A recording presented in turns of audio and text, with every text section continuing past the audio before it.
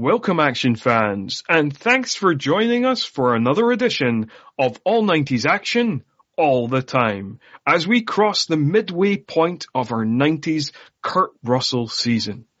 I'm one of your hosts, Scott Murphy, and on today's show, we are going to be looking at Executive Decision. And who do I mean by we? Well, of course, I mean my regular co-host. He's a screenwriter. He's 1/3 of Bloodhound Picks. And he's a man who knows how to cut a dash in a tuxedo. It's Mr. Craig Draheim. Glad to be back. I was trying to think of a good line from this movie, but I could not think of one that worked well enough. Yeah, it's not necessarily full of memorable dialogue, but we'll get into that further. And also, I have to introduce another co-host. Yes, returning for his third appearance on the show. It is YouTuber, actor, and one of 5 people to have genuine nostalgia for this film. It's Mr. Caleb Knutson. Hi, Caleb. I've made several executive decisions to be here today. That's there we go. There we go. Caleb did it. He managed it. Just not from the movie, but yeah, he said the title of the movie, just like they do in the movie, and we'll discuss that as well. Hey, now before we get into it, as always, a bit of background on the movie for y'all. Executive Decision was released on March 15th, 1996, which means it is celebrating its 25th anniversary this year. It was directed by Stuart Baird, whose only other directorial credits are U.S. Marshals and Star Trek Nemesis. However, he is much more famed for his editing work. He edited such films as Tommy, Gorillas in the Mist, Skyfall, and a whole lot of Richard Donner pictures, including The Omen, Superman, and Lethal Weapon. It was written by Jim and John Thomas, who are most famous for writing the first 2 Predator films. And review-wise, it is currently sitting at a 6.4 out of 10 on IMDb. 65% on Rotten Tomatoes based on 40 reviews, 62 out of 100 on Metacritic based on 20 reviews, and it has a 3.0 on Letterboxd. Finally, box office wise, it made $122 million worldwide off of a $55 million budget, making it the 25th biggest film of 1996. And fun fact for you, it is sandwiched between 2 terrible films, because the 26th biggest film of 1996 was that John Travolta thing where he's an angel, Michael, and the 24th biggest film of 1996 was one of the worst Arnold Schwarzenegger films ever, Jingle All the Way. Anyway, on to Executive Decision. Now, I said about your nostalgia for the film, Caleb, so we'll go to you first about your memories of Executive Decision. Well, I remember watching this, not in the theater, but Dad renting this probably right when it was released onto VHS during that time, and I'm almost certain that he rented this because he knew that Seagal was in this movie, and Dad was always into those martial arts action punchy punch films, and he's a big Seagal fan, and I don't think he had any idea that he's only in the first act of this movie. And after that, and that was my big hype for it too. It's like, Seagal's in this? This is gonna be awesome. And then he's not, and I'm like, what? He's gonna come back, right? He's gonna like fly and get on the plane? But yeah, no, was my first blood with this movie. And then, as I was telling Craig before, I would see this always like on some movie channel on cable, USA, TNT, whatever it was, and I'd always catch it near the end. So I've seen Kurt Russell land a plane several times over many, many years. Apparently, Kurt Russell can actually fly for reals. That's one of the few things that I caught in the research. Some of the films that we cover, like, I could have, like, for example, Tombstone. I literally could have researched that film for weeks, given all the material that is on the internet. This film, not so much. But one of the things I did learn that was Kurt Russell can fly. Did he learn to fly because of this? No, apparently he was, could fly before. Okay. He'd had some flying lessons before this was made. Gotcha. Yeah. And Craig, you have much less memory of this film. Yeah. Mine is way less, and then I'll probably go into a tangent that I was going to bring up. But oh no! Are we going to go into tangent land already? Yeah. This early on in the show? God damn it, Craig. Fine. That was going to be 4 hours long. Yeah. So it's one of those where I know I must have seen it, like, but I can't remember any. So this was basically a first time watch, and I know I must have seen it when it would have come out on VHS or whatever it was, but no, that's what I thought. Well, because I know, Caleb, you were here for Stallone, and we've covered Seagal, we've covered Stallone, and now Russell, and I was thinking of it while watching this and kind of wanted to bring it up and then hear your thoughts on it, both of you. But, a lot of times with these action stars, just like with horror or genres like that, they kind of get listed as like a genre actor, an action star type of thing, where it always has this feeling of like it's a good thing, but also, well, they're not considered real. The Daniel Day-Lewis of actors, or whoever it may be, that kind of real, like, emotional actors and stuff like that. But Kurt Russell is kind of a weird one, because even though on paper, like, he has a lot of these action roles, he kind of fits that genre actor. It never seems like he's listed in that same category as somebody like Stallone or Seagal or Jean-Claude Van Damme or whoever we may be covering later on. So yeah, that was kind of this interesting whole thing that I was going through and wondering why, because, going through it. But then this movie kind of shows it, I feel like, because his character isn't really like the action hero in this. He doesn't play that, Stallone or Seagal person that we've seen, up to the seasons up until this point. Yeah, he's not, in this movie, he's not, like that stereotypical action star that you would have seen in the 80s and the 90s with Stallone and Schwarzenegger, where they would be all oiled up and showing off their biceps and triceps at every chance that they get. In this movie, I don't think we see him shirtless at all, which is definitely doesn't fit that. But this movie is also kind of strange because it's not your stereotypical action movie. It kind of feels it's like a spy espionage type film, I guess. It very much falls in that kind of action. It's kind of, I feel like it falls in that similar territory to the Harrison Ford, Jack Ryan movies. It's kind of action thrillers. Yeah. And Kurt Russell, I think, is just one of the several action stars that we get from the 90s, because there's a shift in the idea of what an action star is when you go from the 80s to the 90s and you get more of that everyman type character. The guy that people could watch on screen that they could be like, if I worked out, I could look like that. If I worked out like a couple of times a week. And if I'm not pumping my body full of steroids, I wouldn't get to Stallone or Schwarzenegger. But if I, put a little effort in, I could be this guy.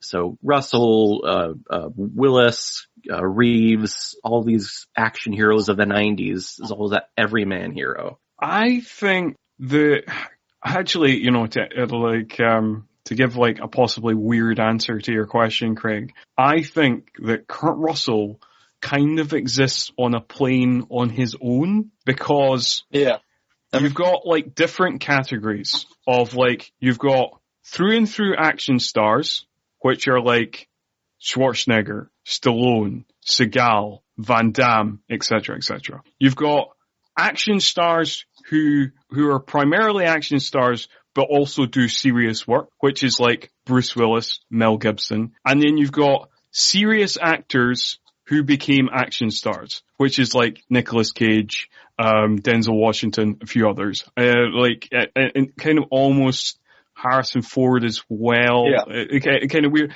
But Kurt Russell doesn't really fit any of those categories because he's not really seen as an actor's actor. He's not really seen as like the same way that Nicolas Cage or Denzel Washington were before they became action stars. He's not really seen as like the kind of Willis Gibson thing of like being primarily an action star, and he's not a through and through action star at all. He's just a guy who turns up in movies.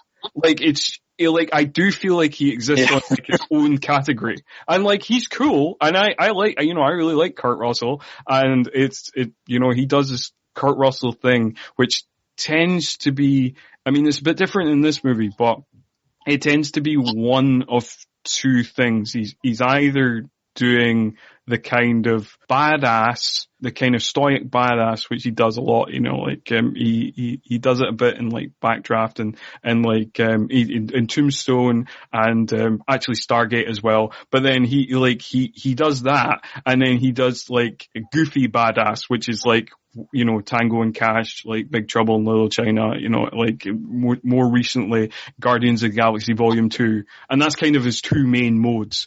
But like this, he's a little bit different, I suppose.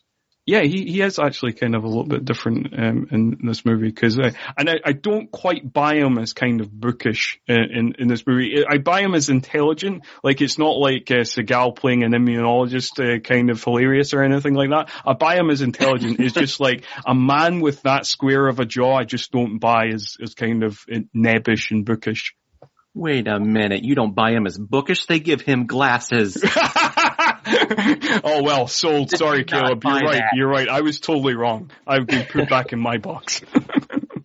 Well, I think this movie then basically is the definition of your definition, Scott, because Kurt Russell just kind of shows up here, and then all of a sudden he's thrust into, hey, you're the leader. Yes, he is very much. Yeah, and the other thing I've noticed, like looking at his 90s filmography is, Kurt Russell, he seems like a good guy, and he's also like, in terms of like the movies, he seems genuinely unselfish because like basically all the movies we've covered up to this point, all the movies are all like kind of ensemble movies. So he's playing, and he's just playing his part, and although he is like second lead in Backdraft, and he is technically the main lead in Tombstone. And, again, he kind of becomes the main lead, here, even though it seems like it does set up to start with as if Seagal's going to be the main lead. But like, so he's, it's quite, he often quite plays these kind of ensemble pictures. And we'll get to films where he is clearly the star, cause we'll cover, Escape from LA, which is Snake Plissken, and obviously that's less of an ensemble picture. And then, like at the end of the season, we'll be covering Soldier, which again is very much a Kurt Russell vehicle. But most of the films we're covering, and most of the films that Kurt Russell is in, are not Kurt Russell vehicles. They are just, he's one of the main players. That makes a lot of sense because, I don't know, thinking about pretty much everything he's done, I think it's one that he works, some actors, and I think he has tons of charisma, and especially that old school Hollywood charisma where your eyes are drawn to him. Tombstone is the exception because you have Russell versus Kilmer, and Kilmer's going to take your attention with Doc Holliday, but yeah, but I think there's people who are doing much bigger performances in Tombstone. Cause I think Michael Biehn as Johnny Ringo, and even like Powers Booth and stuff as well, cause they're chewing up the scenery so hard, Russell doesn't, pop as much as he would. Yeah. But I mean, he's one where I think he does best when he's working off of somebody else too. Because you look at even his comedy stuff with, Overboard, with Goldie Hawn, or, what was it, Captain Ron or something with Martin Short, where it's like, I think he's, just just one of those actors that is best bouncing off of another person. Yeah. And having recently rewatched Tango and Cash, I can say that as well. And that is a film where in opposite to Tombstone, he is the kind of support who very much steals the movie. I know technically it's like, you know, like they're co-leads, you know, but obviously Stallone ego-wise, you know, like, but Kurt Russell very much steals that film. Kurt Russell and whatever the fuck Jack Palance is doing as the villain. It's such a, like, you know, if listeners at home, if you've not rewatched Tango and Cash in a while, watch it for the bizarreness of it all, and particularly the bizarreness of Jack Palance's performance, which is like, he just says every line like this: tango and cash, cash and tango. It's such, I don't know what he's doing, but we're not covering that movie. Somebody, Caleb, tell us how executive decision begins before we go on another tangent. Save us. Okay, I will try to save.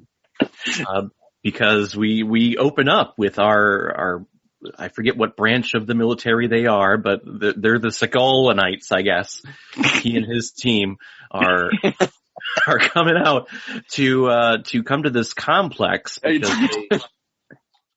because they were given intelligence that there is a Soviet nerve toxin in this mansion kind of safe house of whatever mob is there, whatever. And Seagal, he's doing his Seagal thing. He's taking out watch guys left and right with only a knife and not a gun. In, I have to say, probably one of the most comical ways I've ever seen. You have this very tall white man coming at you just with a knife, and he's able to stab 3 people in the throat. And the last guy, who is supposed to be, keeping watch as the alarm, is running away from him. And instead of saying, hey, we're being invaded, or hey, there are people here, he goes, and Seagal stabs him in the throat. Yeah.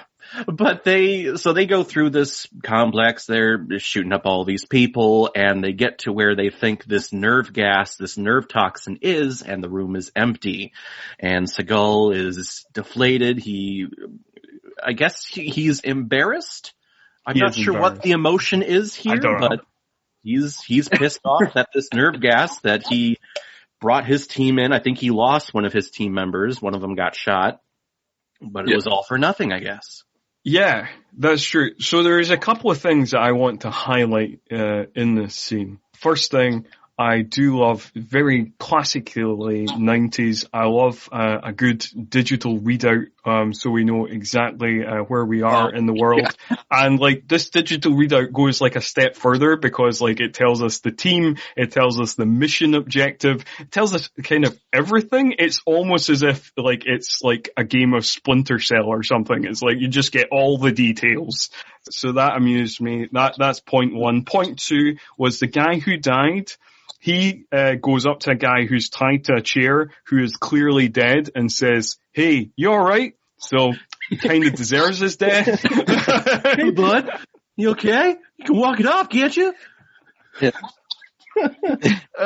And then Seagal gets informed that, his fellow comrade, his fellow part of his team, has died, and he just looks at the guy like, yeah. And then just walks away. Just no expression on his face. I know Seagal can't really do emotion, but like, it's so funny. He looked like a kid that, like, one of his friends broke his favorite toy. Like, he has his gun cocked and loaded, and his arms just drop, and he goes, and then he just kind of slowly sulks away out the door. Just, woe is me. So, first off, I think that'd be a perfect Saturday morning cartoon, Seagal and his Seagal-anites, Caleb. Seagal and his Seagal-anites. Yeah. That's what we're going to call them from now on. Yeah. But that is actually and this pops up so much, and that is that they're like special forces, they're the best of the best or whatever. And throughout this whole movie, with the exception of, well, even the end, is that they're all like so clunky and bumbly. Like they're not like the most precise special forces. They're noisy, everything about it. And that typing where it does the digital readout, it was by the end, it was starting to get to me because you even hear the like typing sound. Like, okay, we get it. We get where the location is. We don't need it. But it seemed like every scene for the first 30 minutes is, oh yeah, here's where we are. And it just, I love, like, in the very next scene where we're introduced to Kurt Russell, who's taking Chekhov's flying lesson, we're introduced in the digital readout, and it says in the digital readout, David Grant, PhD, Becking Research Institute, consultant to U.S. Army Intelligence. And you're like we didn't, could have presented that in another way, I suppose. You know, it could have, it does get out of hand because even at the end of the whole unsuccessful raid, it says objective or toxin unrecovered. Yeah, that's what made it feel like a game of Metal Gear Solid or Splinter Cell or whatever. It's just like it's the opening mission. I couldn't gather that from the empty room, so thank you very much. But yeah, you're right. Not even the empty room, but yeah. But yeah, so that plan is amiss, and then we flash forward 3 months and Grant, our introduction to Kurt Russell as his full name, David Grant. David Grant, PhD. We don't know what his PhD's in. Doctor. Yeah. Dr. David Grant. He's taken flying lessons of a small little aircraft, and here we get the sense that he is not the most decisive person, I guess we should say, since the movie is executive decision, because he's second guessing everything about how to land this small little plane, even though he does have his teacher, his coach next to him. But he's thinking, okay, the flaps, landing gear, reduce my speed. Oh God, what am I forgetting? And the teacher says, hey, just fly the plane. You're doing great. You haven't forgotten anything. But and that's that's why I think it feels so different. And what I was talking about before is that throughout it, they really push this whole thing where he's very much deciding from an intellectual perspective. Like he needs all the information he can before he's willing to make any sort of decision. And that's part of it, of like the teacher kind of saying, you're really good at it. And you were good at it weeks ago, but you just need to do it. You can't, you're overthinking everything. Yeah. You just need to trust yourself and go with your gut as opposed to your brain. Even though, the brain does help a lot of times, especially when you are making very big decisions, like, do we shoot this plane down with nerve gas or what? But yeah, that's true. But, the film tries quite hard to be like, this guy's a nerd. He could never help out in a kind of action situation, and then that's kind of supposed to be the kind of whole journey of the movie, I think. And I think I remember that the first time I watched this, thinking that, God, he's such a nerd. There's no way that he could do the stuff. We need Seagal on that plane. Like the first time I was so upset. Yeah. For sure. But we'll get into when Seagal dies, later on, but very much, this movie would have been 80 minutes if Seagal got on that plane. It would have been much more efficient. He would just been tossing guys left, right, and center, and the whole kind of what happens here just wouldn't have happened. All the sneaking about and stuff like that, and watching people through cameras, no. He would have just opened the door and been like, I'll take everyone out. Hey, you with your AK-47, come over here so I can break your neck. I'm glad though. I'm glad in that opening scene that, Seagal does get to do some Seagal shit. Just stabbing people in the throat, it's still fun. It's still fun to watch. But Kurt Russell is landed, and I think he's actually about to take off again Because the flight instructor is like, hey, you need to do this, and if you do this, you get like your full pilot's license or something like that. But he's about to take off, and one of his coworkers, assistants, stops him and says, hey, we got a break on a case because a couple of terrorists, or there was an attempt. I need help with this. I'm confused as to exactly what happens here. Like some terrorist gets captured, but I'm not exactly sure why because of the weird montage that we get.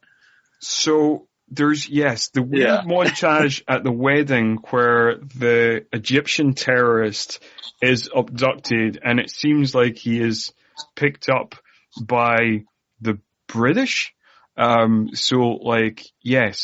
But then it is just presented in this really weird way, and it is filmed through that filter that they often use when it's like somebody's having a flashback, which is really weird because nobody's having a flashback. It's just something that's happening kind of concurrently with the ongoing plot, because we know that because like 2 seconds later, Kurt Russell is hearing about it just being breaking news, so it's just presented in a very strange way.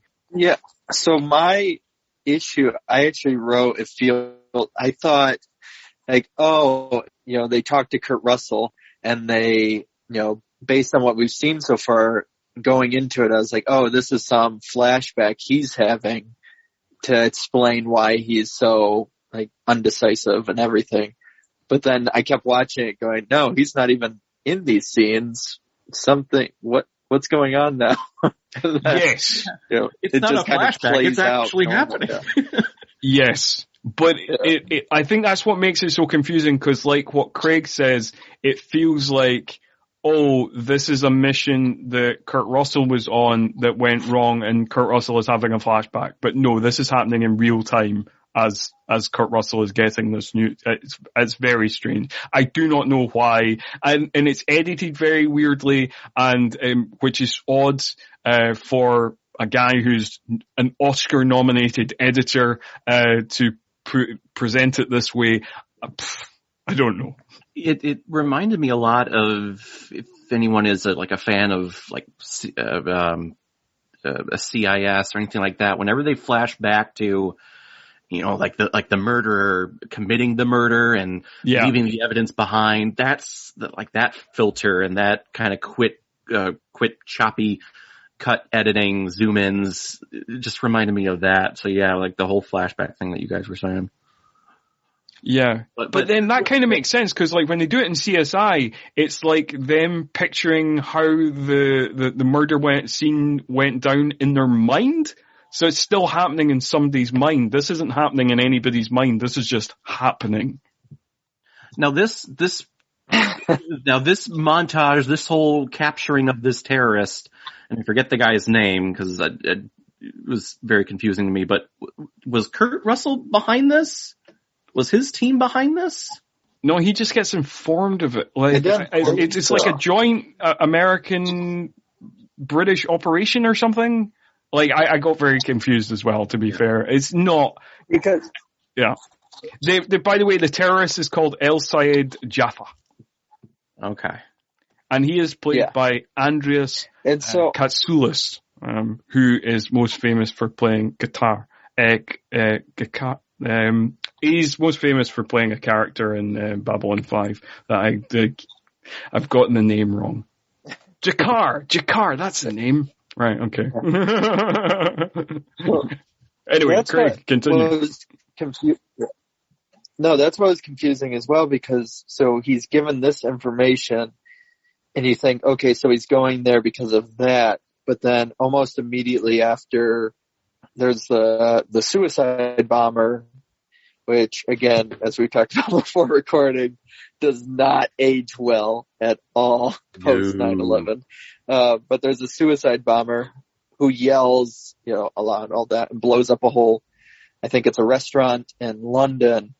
And so that's where I was confused as well, going, okay, so is he getting the call and going with them because of the capture of this man, or because of now the suicide bomber, or like what? Yeah, the suicide bomber really doesn't. Which, it doesn't necessarily matter, but yeah. The weird thing, that scene, with the suicide bomber, and like, fun fact, when I watched that scene, I was like, I recognize that actor. Where is he from? So that actor, like many of the actors in the movie, not middle, they're Arab terrorists, not Middle Eastern actors.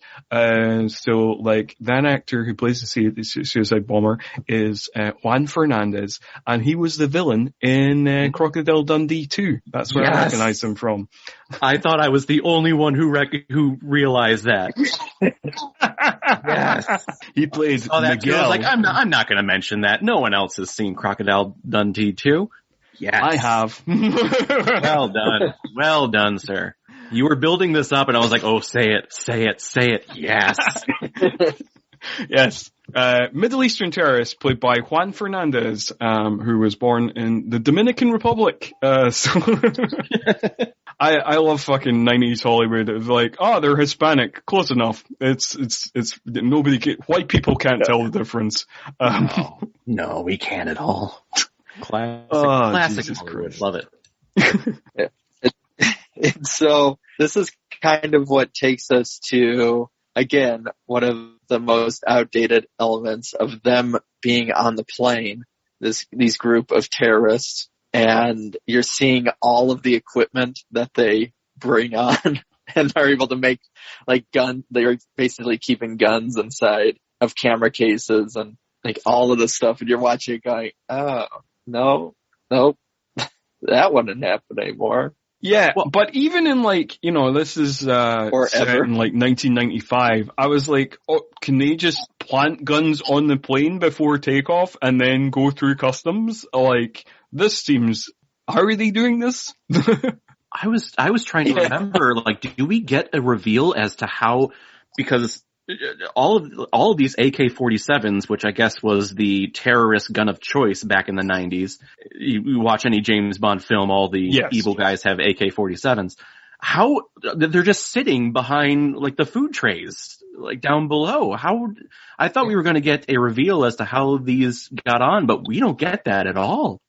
No. And we don't get anything like, because clearly there would have had to be time where they went through customs and pretended just to be normal passengers. So they would have had to plant the guns ahead of time. So there would have been a time where they were not yet, they went off the plane and went to go back onto the plane, that the plane would have just been like the crew and how no air hostesses or anybody spotted any of these guns as the passengers came onto the plane, also unexplained. Maybe we shouldn't look too far into the logic of this. You're right. It's 90s action. We shouldn't. We'll let this one slide. They just they planted guns on the plane. It's fine. They also planted a bomb in it doesn't matter. Yeah, and it's not just a little bomb. Like no, that would have taken a lot of effort to put that in cargo. Yeah. But anyway, but yeah, we're getting onto this plane and it's all kind of like what Craig was saying. It's all kind of pieced together. There's a terrorist that blows up a restaurant and that kind of deters the attention of the U.S. government a little bit and Kurt Russell. But then we just see people just getting on this big ass plane and they're taking off for America, which I want to bring this up. This plane is huge. Has anyone been on a plane this big? Shoulder to shoulder. I'm like, really? Any plane that I'm on, you're squeezing to get through everywhere. That's true. It is. So I've been on a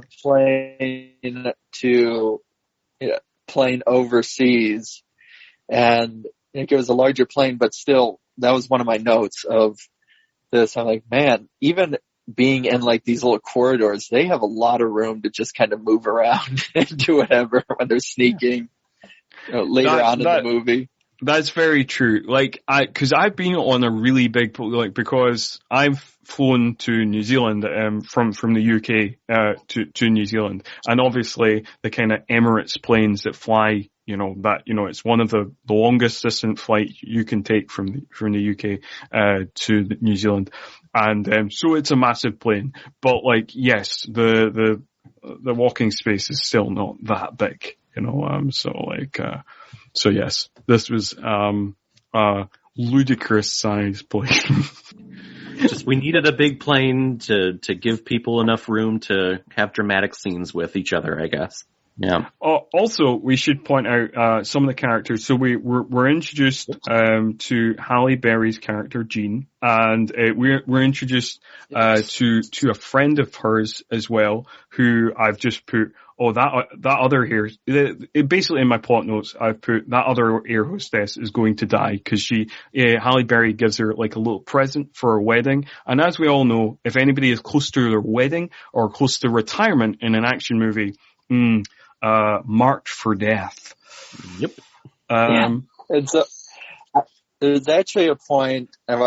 So that lady, she's wearing, she has red nail polish on. Yep. But when she goes down into the basement and gets, killed by her head hits that thing, she doesn't have nail polish. I noticed that. I did not notice that. Well done for that catch. I didn't notice it either. Yeah. Well done. Symbolism, I tell you. Yeah. But just keeping notes on the cast, that character, Allison, is played by the late Mary Ellen Trainor, who had a recurring role in the Lethal Weapons movies as a psychiatrist. So there you go. Well, and then there's also the other stewardess, Nancy, played by Marla Maples. Who that is true. I only know because she made a guest appearance at WrestleMania 7. That's all I know her from. Yes. There's our wrestling note right there. There's a wrestling note right there. As is required on any podcast that you come on, Caleb, yes, there always has to be a wrestling note. We made more wrestling notes in the Backdraft episode because Craig was away, and then we can just go at it. But yes, Marla Maples, who was married to Donald Trump at the time. Yay! Good. Cool. Moving on swiftly, like real swift. Trump would have been like, if this was my plane, this never would have happened. I make the decision now. Crash this plane now. You know what, Caleb? That's a really good impersonation of Alec Baldwin doing an impersonation of Donald Trump. That's the best I can do. Excellent. So just linking back to the Backdraft episode. So in Backdraft, we had the late actor J.T. Walsh playing a shitty politician. J.T. Walsh also appears in this movie. And Caleb, what does he appear as? Well, I think we're going to put him in the same category as Kurt Russell, according to Craig. He's one of those actors who plays the same role every single time. He is a shitty politician. Yes, indeed he is. Last time out, he was a shitty alderman. This time out, he's a shitty senator. And he's one of those just supporting actors who gets cast in everything.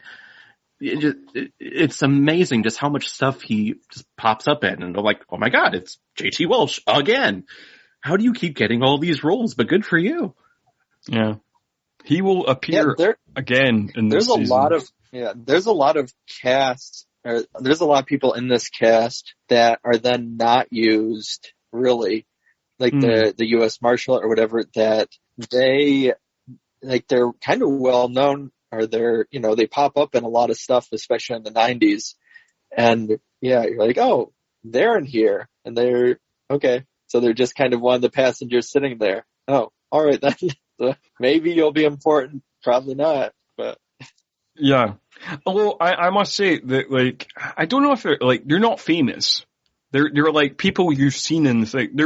They're people you've seen in things, and then you take a beat and you're like, what did I see them in again? And just like the U.S. Marshal guy. The U.S. Marshal guy is played by Richard Reel, and it's like, oh yes, Office Space. Office Space, that's it. Yeah. Which I don't even know if he has a line. I don't feel like he ever says like. No, he doesn't get involved in the action at some point, but no, he just his whole role is just kind of looking pensive. I think he had one line at the very end of the film where he was talking with Gene. You're like, those marshals, where did they come from?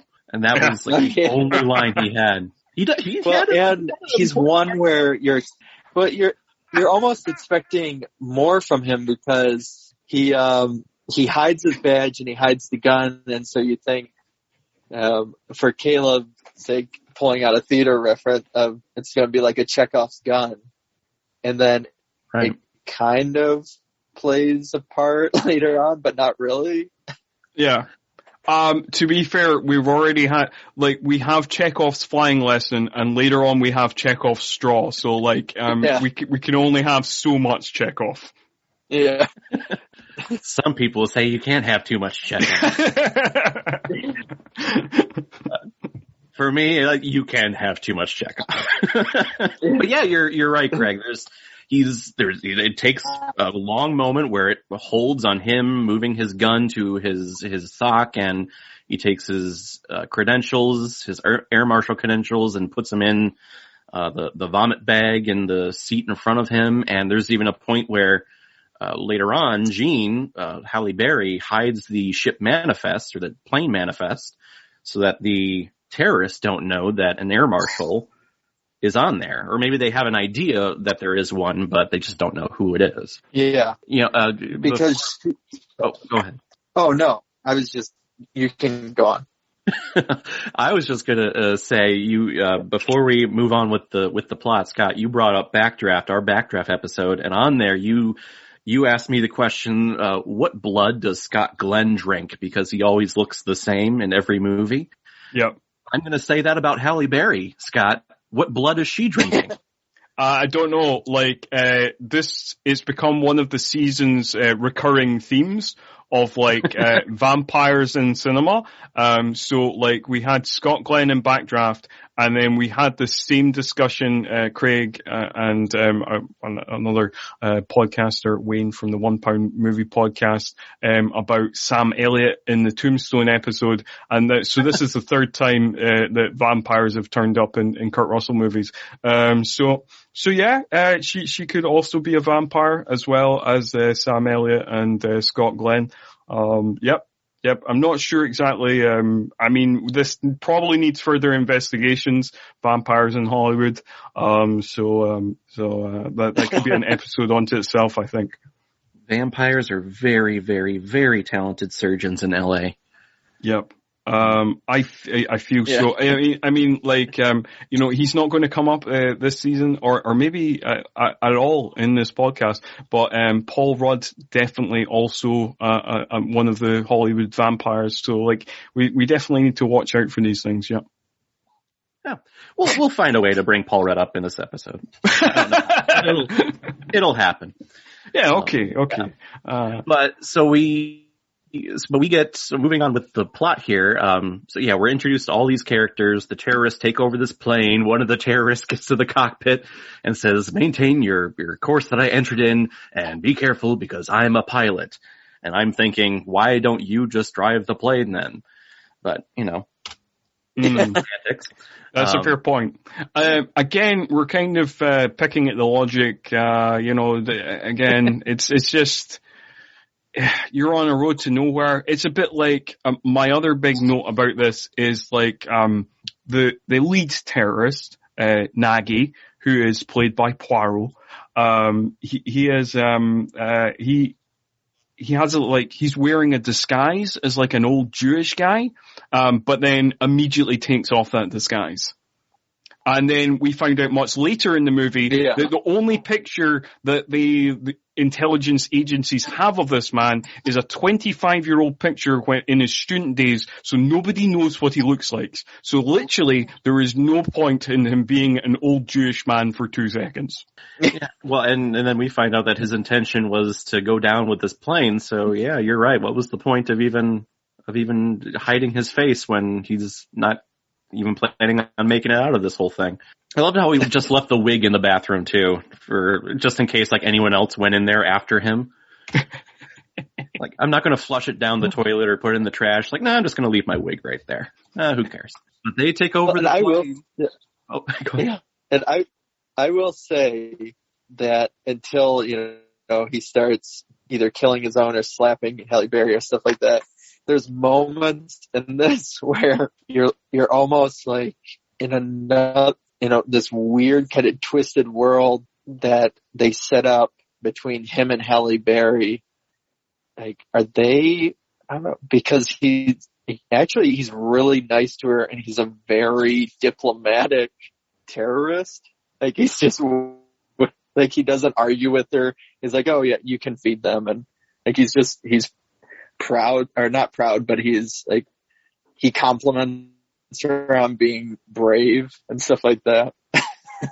That is true. And then even when he is super aggressive, even when he's slapping her around, he doesn't like, he's not like, too concerned about her being troublesome or whatever. He just slaps her around and then is like, get on back with your work. And then just leaves her be. Like, I immediately drop my suspicions of you. Yeah. I don't know, maybe it's that old, maybe it's just like not mutual respect, but just respect, I guess, for her, because she's constantly doing like risky moves. And I think maybe, this, Hassan guy just, I guess, respects that out of her. He could get angry at her with that, but there's some respect out of, wow, you tried to take initiative and put your neck out there on the line. Whereas a couple of my friends here, my fellow warriors on this plane, some of them are freaking out when I tell them that we're not heading back later on in the film.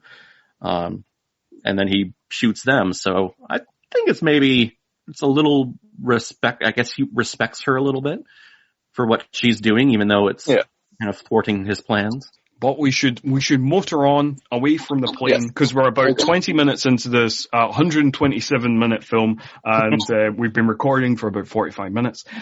So like, let's go away. So we cut to a big, we don't know what it is. It's a posh party. It's like an ambassador's reception or something, which Kurt Russell's character, Dr. David Grant, is at, and he's using his apparently usual chat-up line of just having hockey tickets in his pocket at all times and being like, hey, you like hockey?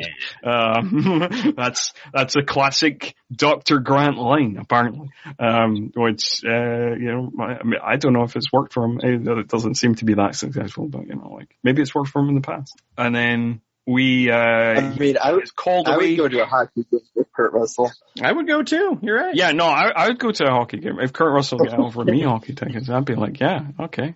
Yeah. Me and Kurt at the Stanley Cup, fuck yeah. Yeah. So. Yes, so Kurt Russell's at this dinner, and this plane is hijacked, and the Secretary of Defense here in the U.S. gets word of it. And they want to bring in everyone that has any knowledge of this terrorist group, and Niggy, anyone who has any information on him. So they bring in Kurt Russell, and then they bring in the Seagalanites, or at least the leader of the Seagalanites, Steven Seagal, what is his name here? His name Austin Travis. Austin Travis, yes. But they bring him in for a meeting as to, hey, how do we take this guy out with the least amount of casualties as possible? And Travis is all about, hey, let's, get me up there. We'll take him out. No problem. And everyone around the table is talking and talking and talking. Grant tries to interject here and there, but everyone seems to talk over him or ignore him, until finally he breaks through, saying, because apparently he knows this guy the most out of anyone in the world, and says that I don't think this is just a hostage situation. I think this man means to make a statement somehow. I think there's a bomb on board, and I'm Dr. Grant, so I'm right. And there's a big kind of like staring between Travis and Grant, because Travis is putting together that this guy, Kurt Russell, Grant, is the one that gave him the false or the inaccurate information about the nerve gas in our very first scene of the film. So he gets a little testy there. They come up with this idea that they're going to take this stealth plane and attach to the underbelly of the commercial flight, and they're going to sneak their way on board. And Travis makes the suggestion like, well, I want all of the information on this guy as possible while I'm up there, so this Grant guy needs to come along with me. Which I think that was kind of like a dick measuring point in the movie. Oh, for sure. These characters. So this is the thing that most entertains me about this movie. That like Kurt Russell's character, Dr. David Grant, effectively becomes the hero of this movie because of a prank. Because like, you know, basically Travis, Colonel Austin, Lieutenant Colonel Austin Travis, kind of bullies him into being on the mission of just being like, well, if you have the brass balls to come on a mission with me, let's see, do you? And then he kind of taunts him into it. And then he's like, I don't want to look bad in front of these generals. Yeah, sure, of course. I'll come on the mission. And also the other thing I want to mention is like, Kurt Russell's character, does not have time to get out of his, tuxedo, so spends the whole movie in his tuxedo. And one of the funniest moments, the moment that made me laugh out loud the most in this movie is the look of sheer fucking disgust that Steven Seagal gives Kurt Russell when he sees that tuxedo. It's hilarious. Because they see each other in the hallway and going to the meeting, and it's just this slow. The speed of the film just slows down, just lingers on it like crazy. See, and with that, it makes it seem. I thought because Kurt Russell knows about Travis or knows what Travis looks like or whatever. And so you think, oh, Travis already knows Grant, and that's why he's giving him the dirty look of like, oh, I got to deal with this guy again. But no, in the next scene, then he finds out that it's Grant. So like, so you were just giving him a dirty look for no reason. It's because of the tuxedo. He was looking at the tuxedo and being like, oh, this fucking prick. Yeah. As Rap says in the very next scene, who is this, 007? Rat, who is played by John Leguizamo. And that is, like, in terms of, like, the behind the scenes, you know, I didn't manage to get, like, loads of behind the scenes, but one of the stories that I did get, was from John Leguizamo, who mentions this in a bunch of interviews, that he had a confrontation, with Steven Seagal on set, and, basically Seagal, apparently was kind of acting the boss, kind of doing the big boss man, kind of routine, and kind of stepped in and kind of said, I'm the leader, you know, like everybody listen to me. And, like he said this in front of like the Seagalites. And, John Leguizamo laughed, and then this caused Steven Seagal to like, elbow him against a wall, and like totally like, so that was, set, like he was a bully in the film and he was a bully on set apparently. I bet. So I mean, yeah, no, he gets a lot of flack because he did like The Pest or, you know, whatever it may be, but I actually normally like John Leguizamo. I think he's like a pretty solid, you know, actor and on a lot of the stuff he does. And he's always like one of those actors where I'm like, man, I wish you got more, like a bigger role in certain movies or things. Even like, I watched The Happening recently to kind of do the rewatch of, well, maybe this isn't as bad as I remembered. And watching it, I was like, I wish you were the main character because you were way more interesting than anything else. Yeah. I think like, I think John Leguizamo is good in like kind of supporting roles of things. And like, he's pretty good here and like, I'm kind of blanking. He's pretty good in Summer of Sam. I remember liking him in that. He's good in other things, but I think like, part of John Leguizamo's problem is like the things that he's most known for, I believe, is that movie, The Pest, and also being Luigi in the Super Mario Brothers movie. Yeah. Yeah, that's what I was gonna say. You're like, you'll always be Luigi to me. Yes. Well, I bet he had a great time in like the second 2/3 of this movie then, if that's how Seagal was behaving on set. Yeah, apparently so. So, like, yeah. Although, apparently, again, according to the behind the scenes, he ended up, it wasn't like a kind of big thing, but apparently he ended up in something of a little shoving match with Kurt Russell because, John Leguizamo was improvising lines and apparently Kurt didn't quite like that. And then, it didn't turn into like a major, like, I don't think any, it was described as a shoving match, so I think it was just like one of those kind of little things that kind of blew over pretty quickly. It was just jeez. A lot of drama on this film. Thought everyone was having fun and a good time. Well, jeez. Yeah. So, all right. So, kind of going to the plot. Yeah, going to the plot. I know one of my notes is that with Seagal too, is that he just doesn't listen, because Oliver Platt is telling him, like, when we're starting to get into the sealing of stuff, or when they seal the, the latches to get onto the plane. Yeah. It's like, I can do it all from here. But Seagal keeps telling him, you have to go in. I want you to go in and do it. And so there's all these elements of, like, you're kind of signing your own death warrant, Seagal, because literally a lot of this stuff wouldn't have happened and the plane would have been destroyed and everything if you just kind of listen to these experts.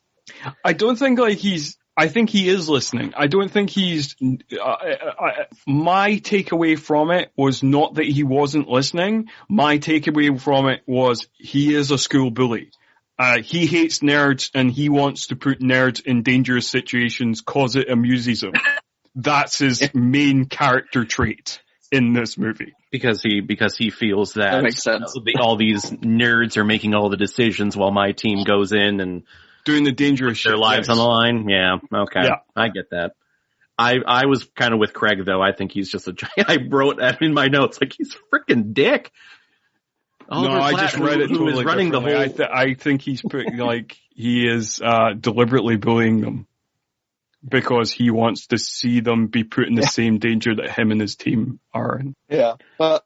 And so they do this whole thing where we have the plane element, they line up, they attach, and while they're doing it and the team's getting on, it's another note where kind of Rat is doing his jokes, and he kind of starts off as, he's the soldier, he's like the one that's going to be the punny one or have that comic sensibility, but once Seagal leaves, then he's the one that gets kind of placed in charge.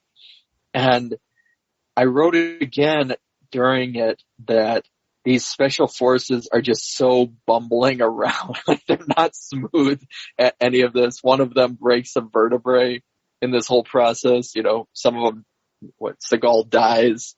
And it's just a simple climbing up a ladder and all this other thing. Yeah, it's true.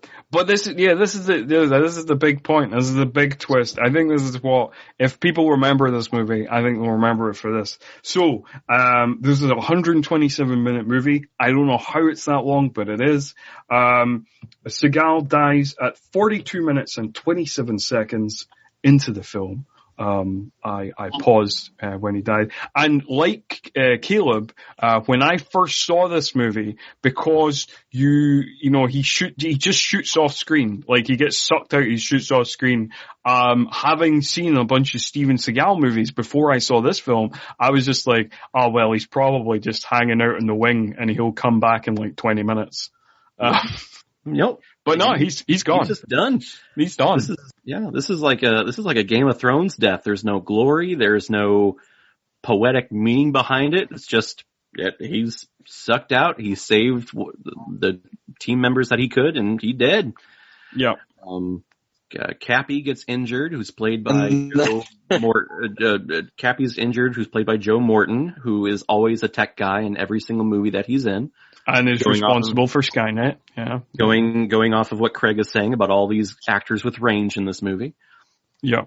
Skynet, Terminator. He is the tech guy in Speed, Smallville, Justice League. Yeah. Yeah. Yeah. Yep. And there's always, in this movie, he's just like, he does well with technology. In most things that he is involved with technology, there is serious repercussions. I don't know why people keep putting Joe Morton round technology, because usually, there is dangerous things happen, when he interacts with technology. So yeah.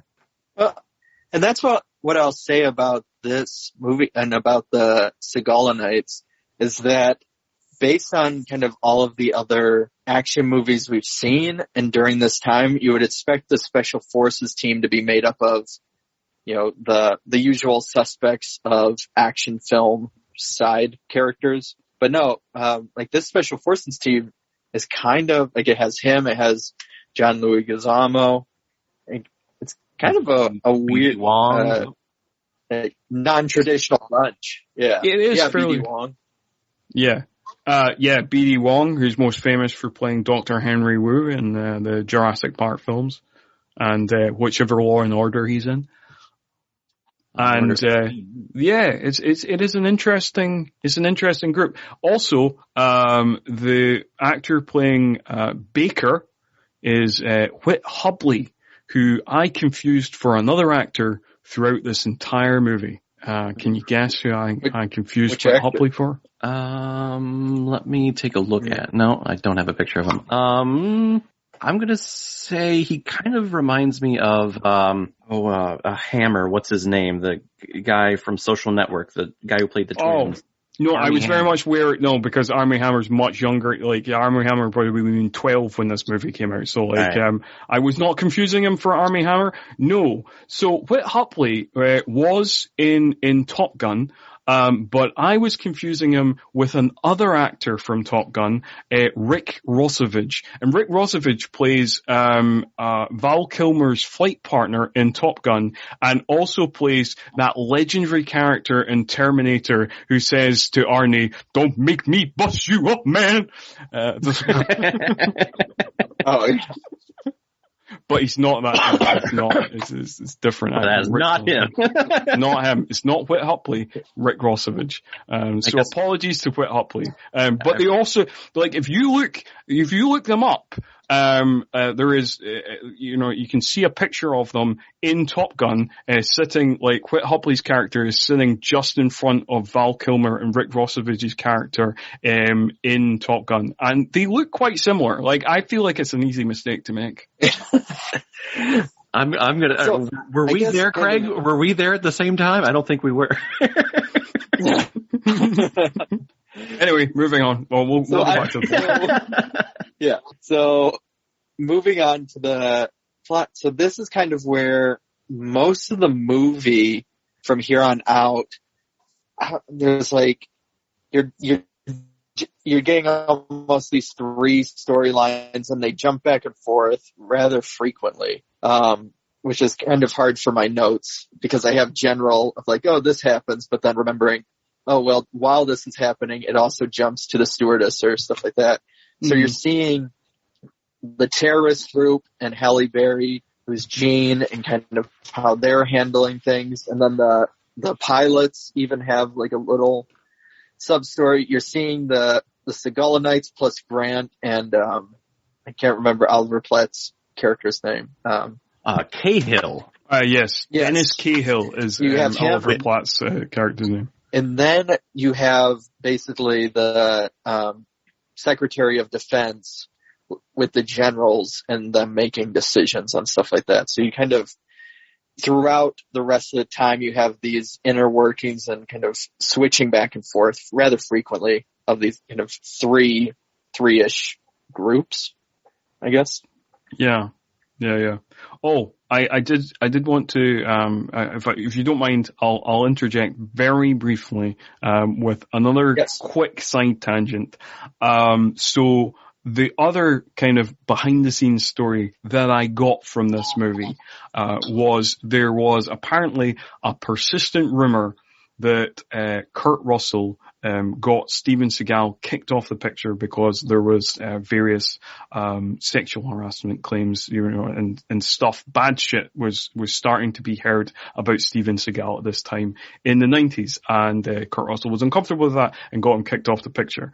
However, this rumor has been proved to be false, because checking, there is a website called Daily Script that I've checked in a few other episodes, and that website has a 1991 draft of this script from Jim and John Thomson, and that character always dies, always died at this point in the movie. So that is false.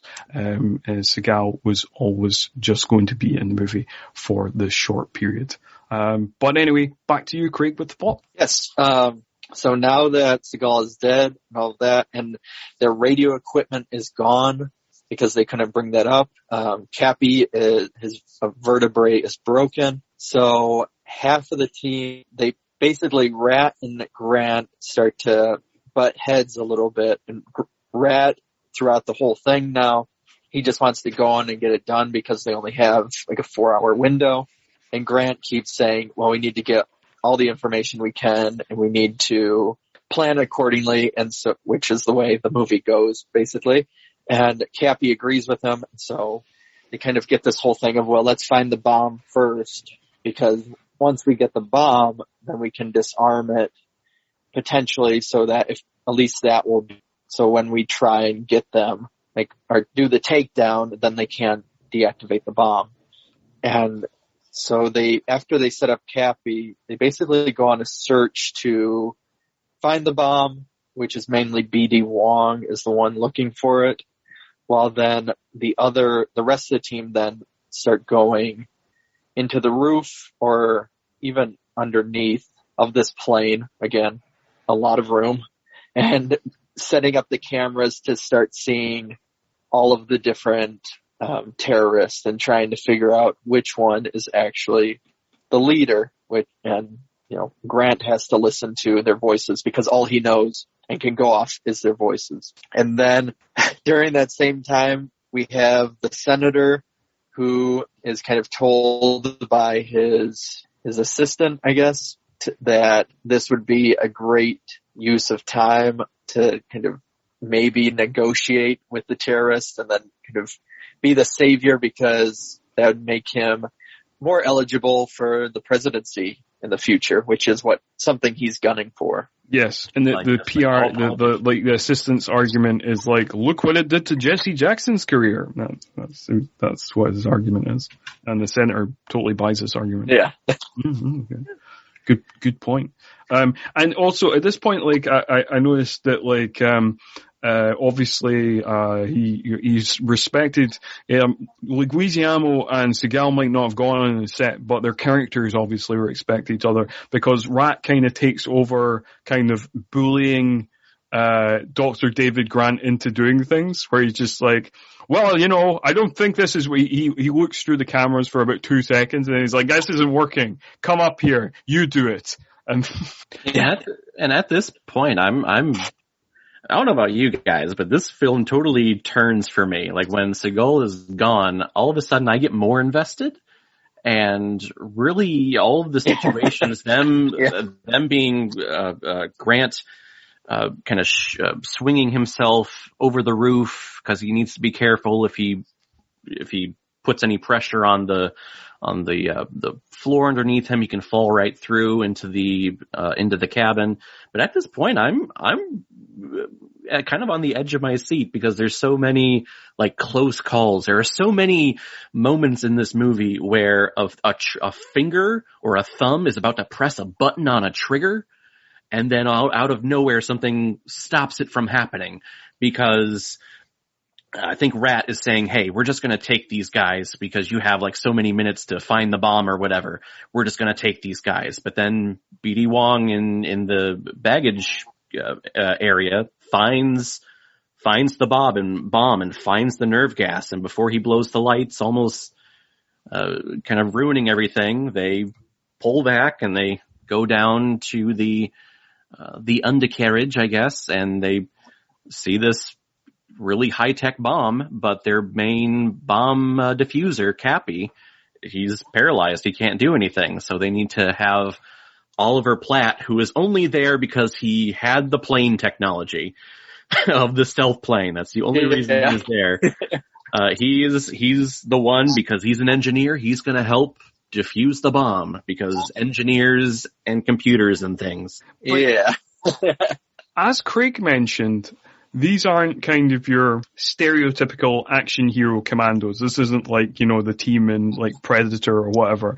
And like, in terms of this film, it works for this film because like we described, you know, it's not your typical gung-ho action, it's more of an action thriller, and the fact that you're not entirely confident that these guys can pull off this mission adds to the tension. Right, these actors are not proven. They haven't been in other action films where they've saved the day before. This is new territory for them, and it's new territory for the audiences watching, Yeah, and only... because it even gets to, I was just going to say, it even gets to the point where when they're going to do the first kind of raid before they find the bomb itself, and was it that they give Grant the shotgun because BD Wong and all of them basically say, well, we can't, like, we could maybe handle, he says, I can maybe handle 3 by myself.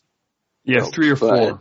You know, they're pretty honest about, how much they can actually accomplish instead of, like you were saying with Predator, it'd be, you know, or even if Seagal was still there, it'd be that he was a one-man army and could just take them all out. Seagal would take out all of them with a knife. That's right. Yeah, for sure. Yeah. So in this, after the first little Grant going around trying to locate the main, the leader of this terrorist group, we have our first little meeting of Grant, I guess kind of meeting, between Grant and the stewardess Jean on board. And this is kind of where they begin their whole connection, where they have a moment where Jean kind of hides Grant because he's lowering down into the little elevator conveyor belt thing. And she kind of covers the little window so that Hassan doesn't see him. And this is kind of where they begin their trust with each other as to she can be their eyes and ears in the cabin while they kind of go above and below, trying to storm everyone. And I don't know about you guys, but I do like their relationship, even though they don't really ever meet until the very end. Which I agree. I like that dynamic, but I was going to say I almost wish they utilized it more because it feels like she does the quick scene where she finds somebody with an electronic device, potentially, and then at the end, and I remember thinking, oh, that would be interesting if this was kind of, you know, it became more of Halle Berry's movie, I guess, moving forward of that. You followed her more so on her trying to relay this information back or stuff like that. But I like it. Yeah, I like the dynamic. Yeah, I agree. I like the dynamic too. But I like Chris says, I agree with that point as well. They could have beefed it out more. This is the point I kind of mentioned earlier where they kind of, Nagy attacks her, but then is just like, get back on with your work. And like Hassan, he is, strangely uncurious, in terms of like what is going on. Because there is a moment, slightly earlier on, where one of the co-pilots is kind of to search below decks because they've had there's a safety light that's been going off and stuff like that, and it's a bit suspicious.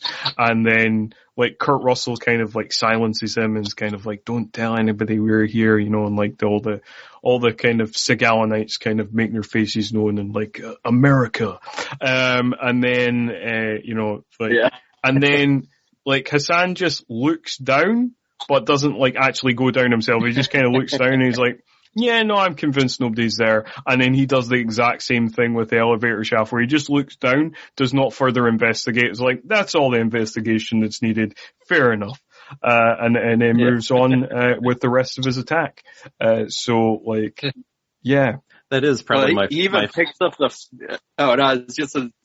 he even picks up the phone too at that one point when she's talking on it to Grant. He picks up and then you just see him listen for a second, then hangs it up. Doesn't ask who were you talking to or anything. No follow-up questions. It's all. I was gonna say though that Americana moment that you mentioned, Scott, that's my favorite moment of this movie is when that pilot is looking around at all these guys, and Rat he uncovers the American flag on his arm. I'm not a big, like, patriotic USA guy, but when that moment happens, it's the fist pump moment for me in this action. Oh, yeah. Yeah. That's right. We're the good guys. Yeah. They're gonna do it. Yeah, America. Yeah, that's very much, this. The only thing. Oh no, all I was going to say was the only thing that would have been better. You can go, Scott. I was just going to quickly say that that moment is this, America fuck yeah moment. That's all I was going to say. Yes. Yeah. I was just going to go. The only thing that would have been better is if instead of a patch on his shoulder, he rolled up his sleeve and it was a tattoo. What, you mean like Van Damme in Street Fighter? Yeah. Oh, yes. And then when he flexes, it waves. Yes. Oh, God. Damn it. Halle Berry, this should have been Halle Berry's story, and that moment should have happened. Damn this movie. Those would have been amazing. Missed opportunities, man. Yeah. Missed opportunities. Oh, dear. Talking about favorite moments, you said you couldn't get a memorable line for the intro, and it's not very quippy, this movie. There's not a lot of zingers. But one of the lines that did very much amuse me is when they're kind of looking at the bomb, and they're trying to figure how to kind of defuse the bomb, and they're not sure if they can do it. And Cappy says, basically Grant says, what's our chances? And Cappy says, we're looking up the ass of a dead dog, but we gotta try. Yup. I wrote that down too. I think that's because Cappy, Cappy did say that. I thought Cahill said that. You're right.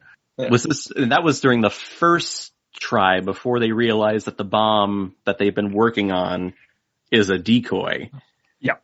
Yeah, that's right. Yeah. This is when they're first trying to disarm it. But then this is also when it looks like Cappy dies. That's the other very funny thing that Cappy says, where he's like, if we can do this quickly because the morphine's starting to kick in.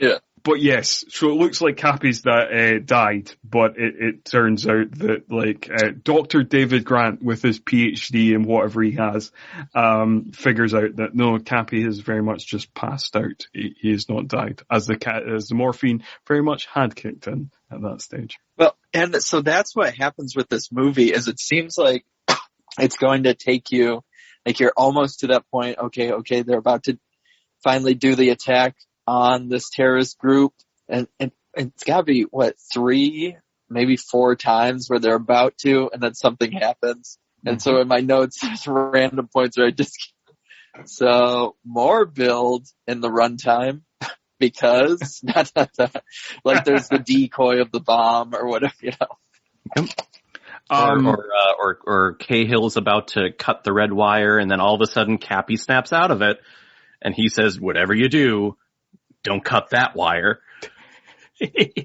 Yeah, that's absolutely true. Yeah, I mean, it's a very good point, Craig.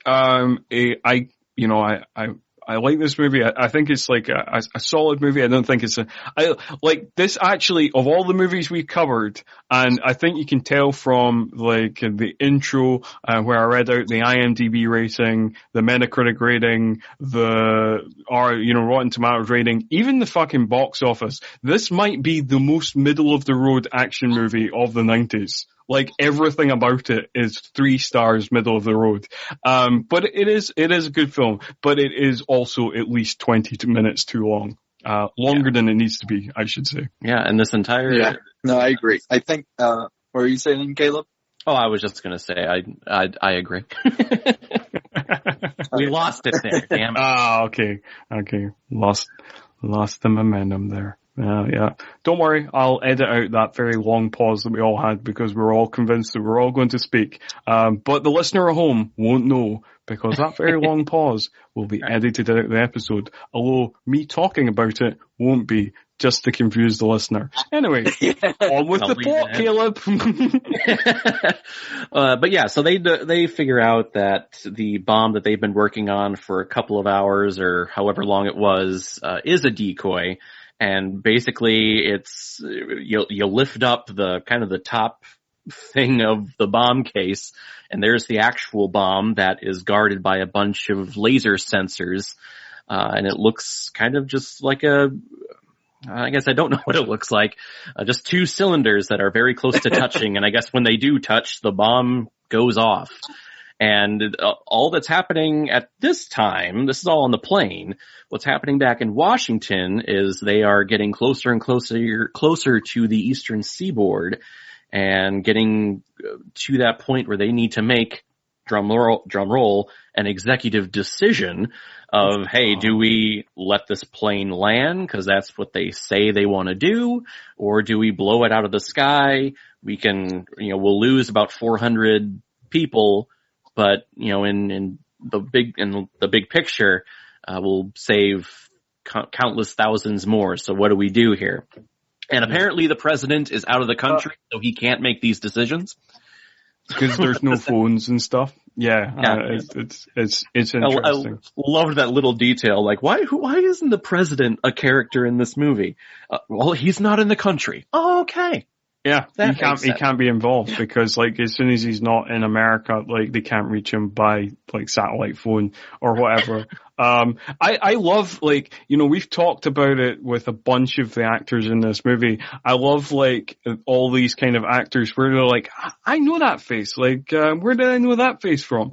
And the guy who actually says the title of the movie, Executive Decision, is playing the Secretary of Defense. His character is Secretary of Defense Charles White, and he is played by Len Carew.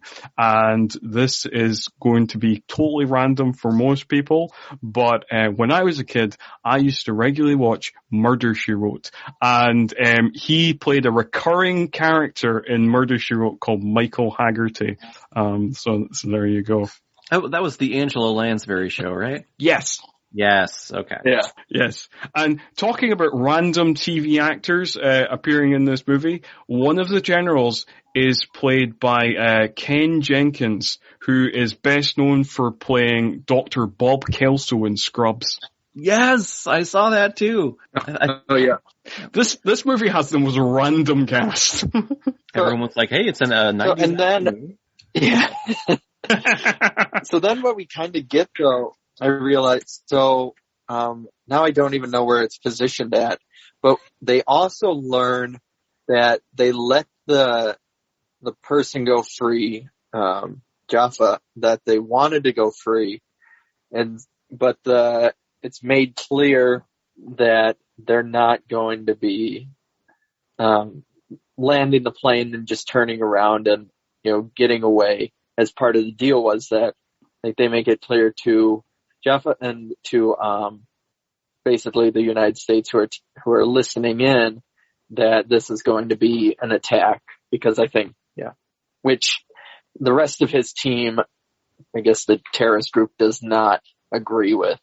It's just the decision he's made. Yeah.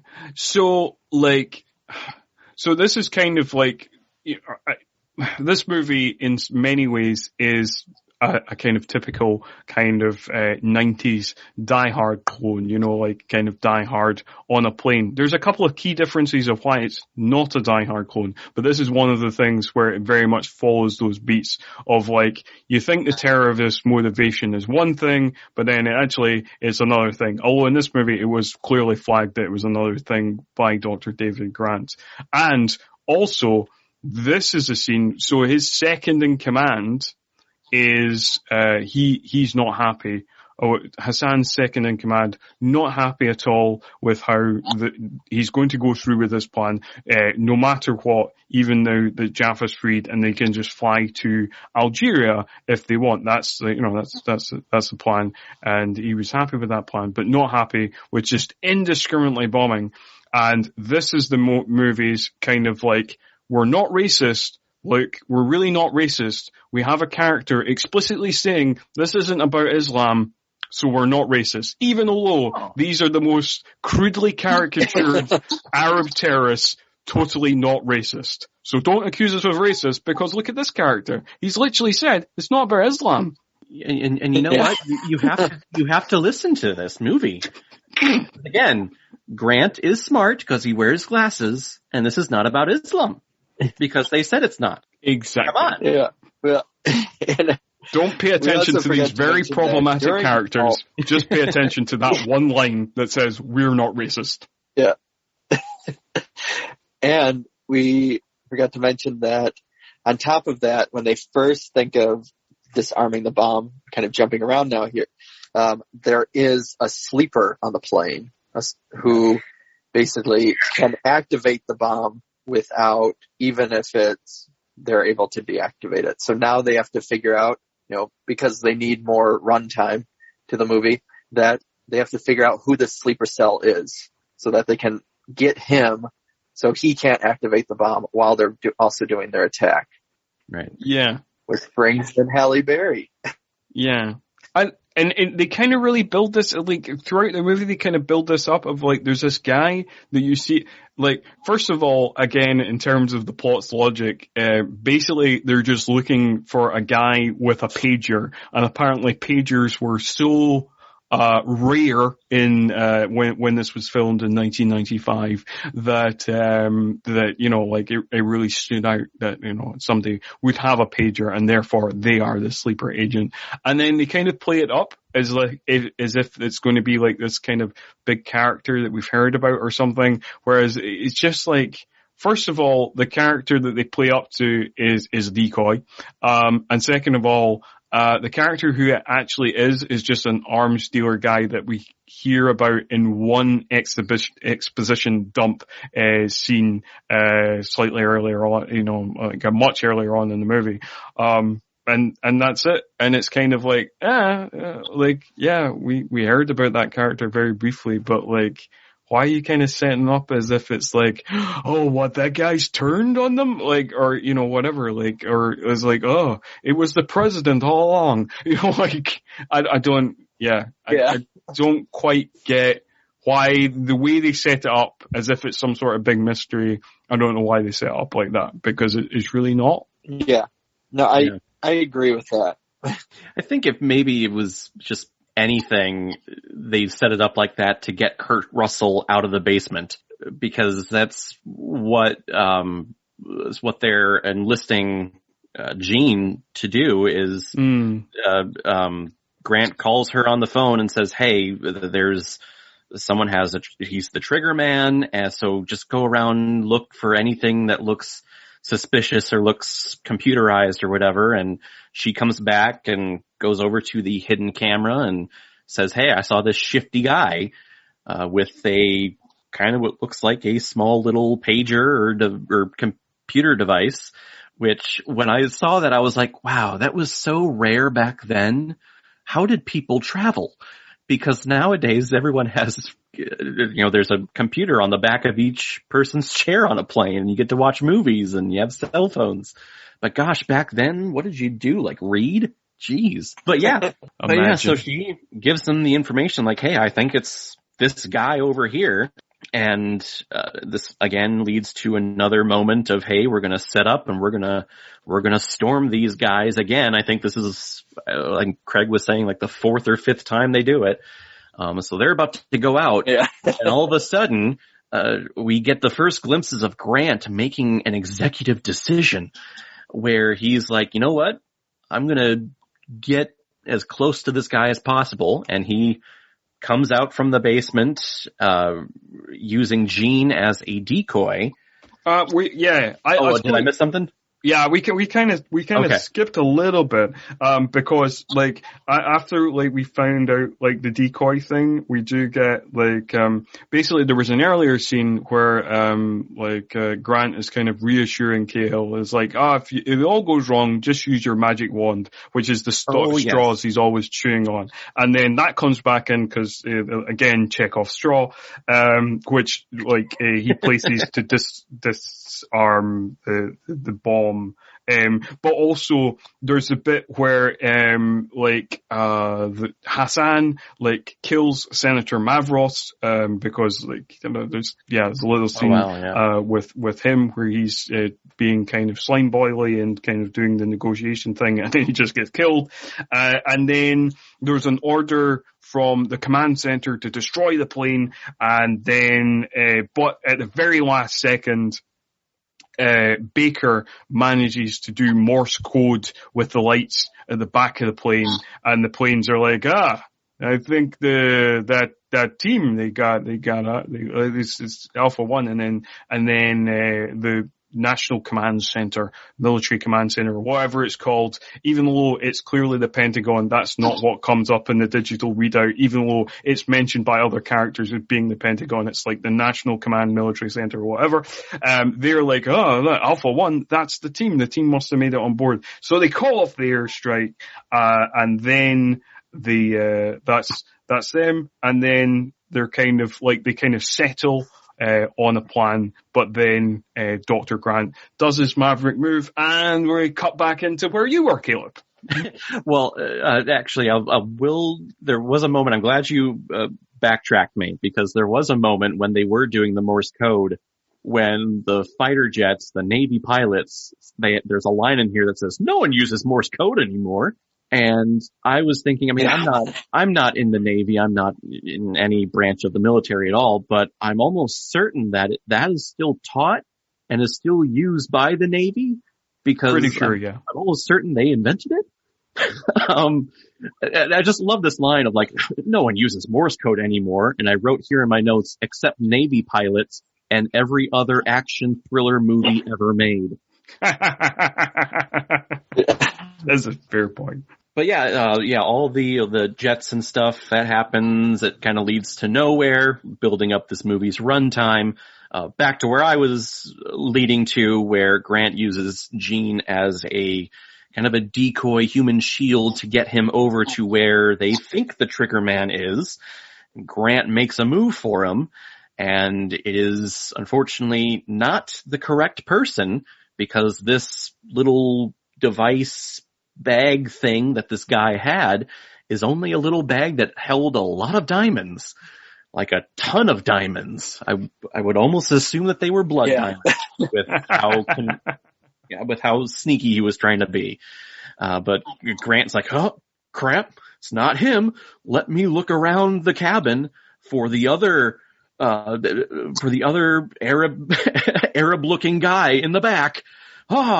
He's the Trigger Man, just because, he looks to be one, and he makes a dash for him. This movie is not racist. The movie is not racist, but as we've already discussed, not racist, but yes, racial profiling apparently wins in this film. Yes. It's like, it was like season 2 of 24, if you remember that show where, everyone was like, there's that Arab family living down, I bet they're terrorists. And they're like, no, they're not, when actually they were. Like, this is exactly it. It's not racist, but racism kind of actually helped in the end, unfortunately. But Grant, he makes a dash for him, and the actual Trigger Man tries to pull out his little device and is entering in the codes. They get into a little scuffle, and the rest of the team, Rat and BD Wong and everyone, they break out, they blow the lights, they take out everyone that they can, and I think they take out majority of people, other than Hassan, the leader. Yes. Who's kind of struggling. Maybe he's shot or wounded.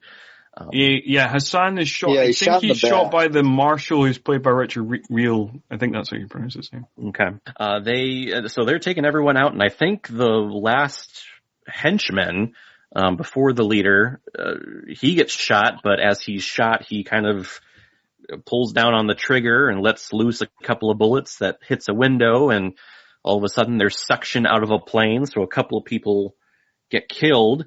But while that's happening, the trigger man is able to slowly get that finger onto the enter button, even though Grant tries to pull him away, but he presses the enter button. So everything is lost and everything looks bleak, but thankfully, Cahill is just in the right spot at the right time, and the little trigger does not fully connect because of that magic wand that Craig mentioned earlier in the film. Comes into play, and it's our I guess deactivating of the device, of the bomb, and they stop everything. They save everything. While the plane, though, seems to be going down from the change in pressure due to the window being blown. Yeah.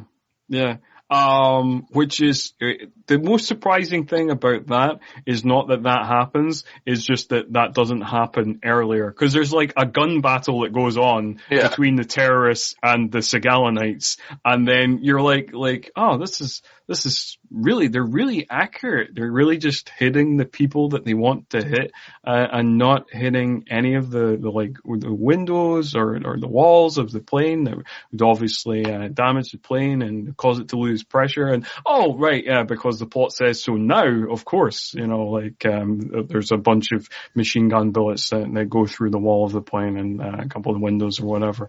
Of course. Yep, we need to start adding more problems as much as possible. And as Craig's kind of mentioned throughout the episode, again, this is not smoothly done, because BD Wong's character ends up getting shot, Rat ends up getting shot by Hassan, who has been shot himself. Again, this is just all chaotic, and they're just kind of winging it. He gets shot in the ass too. He's not shot in the back or mortally wounded. I looked at the blood spot. He's shot in the butt. Yeah. But I guess it's smart. He got shot and he's just playing dead. Yeah. Because Hassan goes up to where the cockpit is, and Grant goes up there too. He's all happy. They hear on the intercom or on their radio, their communications that, hey, the Cahill and Cappy, they stopped the bomb. So he's happy, and he goes up to the cockpit, and Hassan is there waiting for him.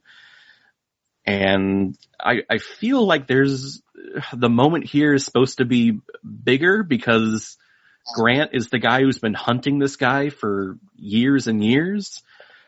But I don't feel like it ever gets to a moment where it was it was you've been following me or something like that. Yes. So I did want to ask a question. I did want to ask you both a question about this particular scene.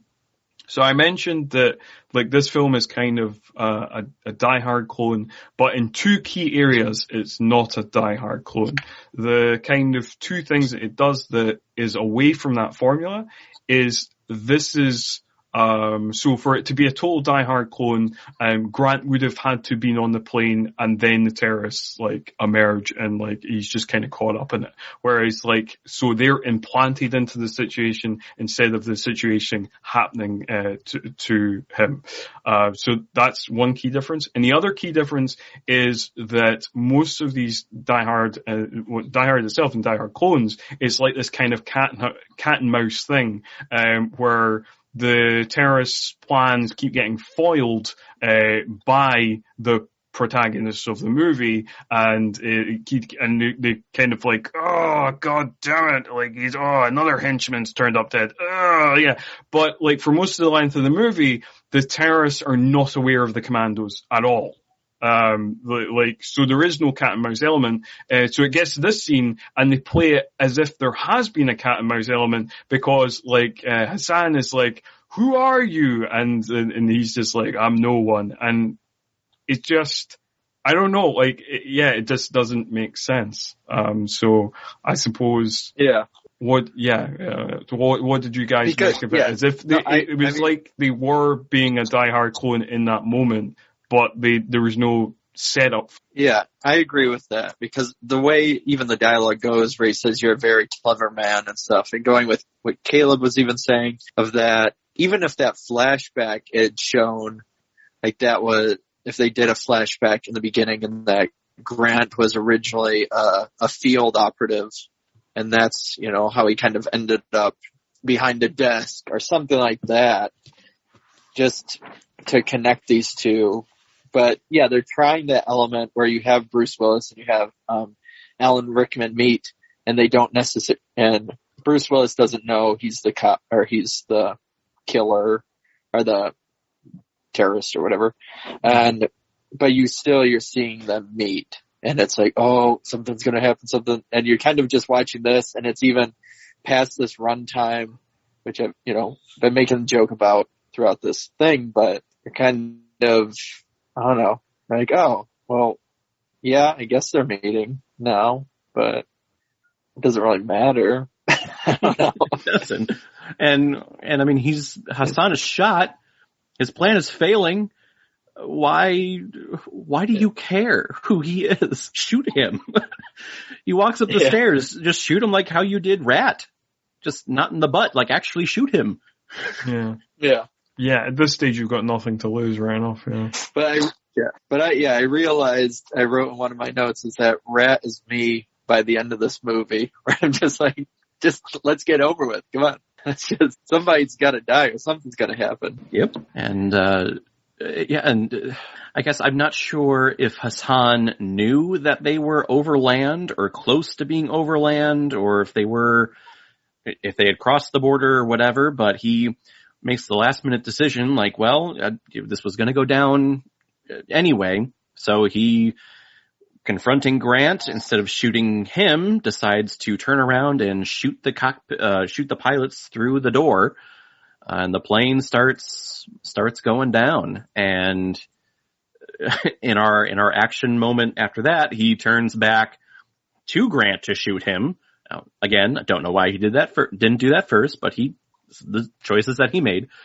He goes to shoot him, and Rat, who again was only shot in the ass, comes up and shoots Hassan, so he's taken out. But thankfully, yeah, actually. Oh, yep. Go ahead. Yeah. Oh no, I was just going to say Grant doesn't actually ever kill any of the the most he does is he tackles the guy with the detonator, and that's kind of the only, I think, harm he actually does upon somebody. Yep. That's right. Yeah, I think that is the only action other than flying this plane here in the end. That's the only action that this action star does in this movie. Yeah, it's just flying tackle towards the detonator being guy. Racist and tackling. But yes, he runs to the cockpit and takes the pilots out of their seat, and here's our little callback from the very first act, and now he has the chance to land a plane finally, except this one is much bigger than the small, like, 2-person aircraft that he was flying before. And like I said, but my earliest memories, or at least my memories with this movie, I've seen this scene so many times of just a sweaty Kurt Russell in a cockpit, just trying to fly this plane and remembering, flaps, I need to turn to this many degrees and power down and landing gear down. That was always one of my favorite lines whenever he would say it, because it's like, that's the first thing that you should think about for landing, is put the landing gear down. It's one of my favorite parts. I've got another question for you guys. My other question is, do you also think that Airplane has ruined forever all scenes like this in all movies? I mean, yeah. At some points it does. I think there'll always be a beat in my mind whenever there's a plane going down or someone trying to land a plane. It'll happen. I don't think it's ruined it for me, because I mean, this whole setup of this movie, of this nerve gas being blown up on the eastern seaboard, was basically ripped off by Captain America: The First Avenger. That's what they were leading up into that movie, and it's kind of the same moment here, of Cap trying to land the plane. But yeah, with the whole buckets of sweat pouring out of our lead guy. Yeah. Because he's so nervous, he's going to crash the plane and kill all these people. Yeah, it's always going to be in there in my head. Yeah. Just because you mentioned that as well, Caleb, I read Roger Ebert's review for this movie, which he gave a positive review. He said the kind of like it was a thumbs up review, even though he admitted it was a daft action movie. But the line that really cracked me up in his review was like, why in all these action movies is it always the Eastern Seaboard? Why never the Western Seaboard? Like, what is... I don't know. I would assume maybe it's the U.S. Capitol is over there. Yeah. Maybe, I think it's because the West Coast is so fucked already. Just with all of the earthquakes and the tectonic plates moving, they're like, they'll take care of themselves. It's the East Coast that we want to destroy. Sure. But what I like about this scene, though, is that while he's going through it, so this is where I kind of wish him and Halle Berry, they interacted even more to kind of get more of a dialogue between them. But it's funny because he's asking for the book and the manual, and he misses it the first time. He misses the landing, the ramp or whatever, the on-ramp, and then he keeps like double checking with himself, and he keeps being indecisive, and she just starts yelling at him and telling him to just land the plane. Who cares? Just land the plane. That was kind of adds a little humor to it. Yeah, it's quite fun. But yeah, you mentioned, he missed the main runway that he was going to, which is like the big commercial, I guess, landing strip. But Dulles Airport, I think they say in the film. Yeah. But he realizes that, hey, I think he has a second shot because for whatever reason he can't turn the plane, or at least he's scared to turn the plane. I'm not sure. But yeah, he has that realization of, hey, I know where I'm at. I know of another airstrip that I can land on, and it's his original kind of instructor airport that he was at in the very first act, where we got introduced to him, where all these small planes they're sadly going to eat the dust here in a couple of seconds. Yeah. But yeah, he takes the plane down, and it's a very long landing, but he is able to land it there in this small little landing strip safely. I've put here, blows up several miniatures. Yeah. And I think that's where the action qualification of this film comes into play. This is where we get our explosions. That's true. And also, this is like the movie's like one-liner where Kurt Russell says like, these things almost land themselves. And it's kind of presented as a kind of zinger. So that's the kind of one. So like, yeah, it's got its action movie checklist, and it's had to be there. And then we move to wrap up the film. Everyone is getting off of the plane, and I put here in my notes, and I love this moment, that even in the midst of all this terrorist hostage takeover, the stewardesses are still there to say bye-bye, like on that SNL skit, to everyone who's getting off of the plane. Bye-bye. Thank you for flying. Bye-bye. Bye-bye. Thank you all very much. Bye-bye. I was like, Gene, you don't have to do that. You did enough. And but he gets recognized by the Seagalinites. God, I love I've coined that phrase now. Yeah, no, like it's great. It should have been a Saturday morning cartoon, Seagal and the Seagalinites. Seagalinites. Yeah, Craig, he gets recognized by like a little tiny. Did they salute him? They do. I've literally written in my plot notes, salute of respect. So they all give him, particularly they do a big close up of Leguizamo's face, and he gives them the salute of respect. But then what I hate about it is that Grant back to then gives them like one of those half half-assed salutes. Like the not real respectful one. Yep. Yeah, that's true. That's true. It's like, it's not really my thing, but here you go, right back. And I love as well, like, so this movie ends with, apparently this is how Grant's life works, because there's a scene, like at the very start of the movie, he's about to fly up in the plane again, but somebody's like, no, you've got to go back to headquarters.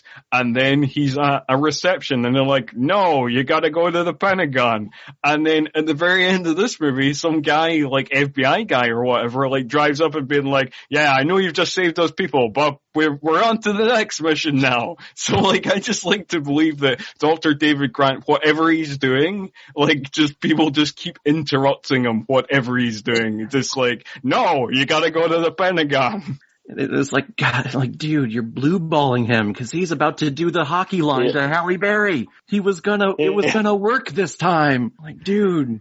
I do like, the last scene that we have, with Cahill. Cahill comes over to Grant, and I think this is probably my favorite line, or at least the one that stuck with me. Mm-hmm. Ever since the first time I saw it. They're congratulating each other, and Cahill says, right now, I just need a drink. A big drink. And it's that big drink line that has always stuck with me. And whenever I'm going out, and it's been a long day or a long week, it's like, that's the line I use. It's from Executive Decision, a movie that, like how Scott said at the beginning of this, I'm one of 5 people that really enjoy it. It's the only line I like to use from it. I need a drink. Oh, I don't think that's entirely fair. I didn't say you're one of 5 people who enjoy this movie. I think most people who watch this movie enjoy this movie. I think you're one of 5 people who have like a genuine solid memory of it. That's right. That's what you said. That's right. But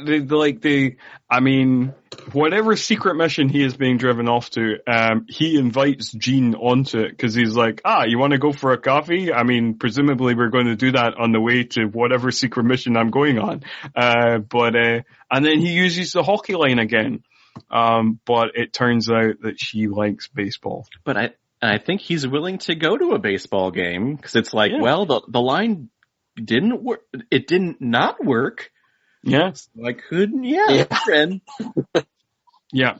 And one of the fun facts, the last fun fact I'll give you, trivia I'll give you. Apparently that was an in-joke, because Halle Berry at the time was married to a baseball player. So that's something from the IMDb trivia. Oh, well, I hope they're still together. Oh, no, they got divorced ages ago. Like, she married to some random guy from the Atlanta Braves, I think I read. Well, again, this movie is not racist at all then. Yep. The Atlanta Braves, I love it. Yeah. I think the Atlanta, unlike the Washington Redskins, who are now just the Washington football team, I think the Atlanta Braves are still the Atlanta Braves. So, I think they are, yeah. But we will not get into the racial politics of American sports teams. Yeah. This is not what the podcast is about. And is it? I know Kurt Russell was he played like the coach in that movie, Mystery Alaska, I think, or whatever it was. Isn't he is he a hockey fan? I think he is a sports fan. Like there is a documentary which you can watch on Netflix, or it is available on Netflix UK. I'm not sure if it's available over there, called The Bastards of Baseball, which talks about his father, who's really into baseball, coached a kind of baseball team. I can't remember I don't think they were a major league, they weren't a major league team, but they were one of the leagues, and I think, when he was younger, he played a lot of sports, and I think he played baseball actually. But I think he's generally into a bunch of sports. But, funnily enough, I think, even though, he was in that film, Miracle on the Ice, which I've not seen, which is supposed to be good. But it was baseball that he actually played as a youngster. Okay. And apparently he was pretty good. I think he played he never got to Major League or whatever, but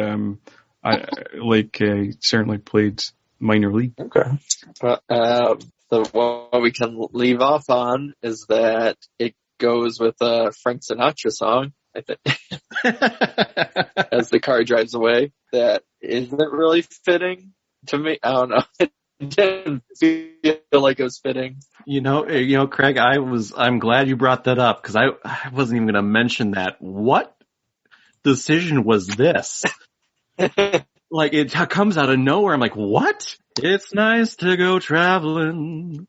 Yes, it's from it's like, I don't know, it's like this film at certain points thinks it's like Die Hard or one of the Die Hard clones. It's really weird, but like the whole movie, we've not got any other songs the whole movie. This is the only song on the soundtrack. The rest of the movie is scored by Jerry Goldsmith's militaristic score, very action, typical action score. And, and it's very much the movie has played. So at certain points it seems to think it's Die Hard, but the meat of the movie is this more of this kind of, Jack Ryan-esque kind of action thriller, and it's not this kind of cheeky winky, nothing like that, but then it ends with this tune, and it doesn't make any sense. I don't. I mean, it's fun. It's a little wink to the camera, but yeah, I think what happened with all three of us just comes out of nowhere, and it's not like it's only played for a couple of seconds in the credits, so it plays the entire song for the entire credits. Yeah, I wish we would have had a little bit more of Jerry Goldsmith, who is, I mean, everyone who's probably listened to this podcast or watched any movies has heard a Jerry Goldsmith score. Star Trek, Alien, The Mummy, Air Force One, another airplane film. They came out the year after this. Right. Another big ass plane too. Oh, yeah. I want to ride on these big ass planes. I want the room. I mean, like, I've not watched, Passenger 57 in a long, long time, but I'm going to imagine that that's another one that has a big ass plane. But yeah. Isn't Die Hard 2 on a plane too? Or something? I can't remember. That one's at an airport, and that's kind of at an airfield. Like, okay. It's not like on a plane. It's not like set on a plane. There is plane action in it, but like most of the action takes place on the airfield itself, as opposed to some of the action does take place on a plane, but not like most of it's on the airstrip itself. Yeah, it's been a long time since I've seen that. We will cover that another day, my friend. But anyway, that has been Executive Decision. That is our thoughts. You've heard everything we've got to say about this movie. Do you agree? Do you disagree? Please, comment. And, hit us up on Twitter at 90s_all if you want to send your comments our way. Also, please be sure to rate, review, and subscribe to us on Apple Podcasts, on Spotify, wherever you're listening to this podcast, if you can do that. And if you do that, please give us 5 stars, because the almighty algorithm that we're all ruled by in podcast land says that if it's less than 5 stars, we're terrible. And you don't want that. You don't want that on your conscience, that you've consigned us to the dustbin of history just because you've sloppily given us 3 stars. So 5 stars, please, folks. 5 stars. Anyway, before we wrap this up completely, it just leaves me to thank both my co-hosts.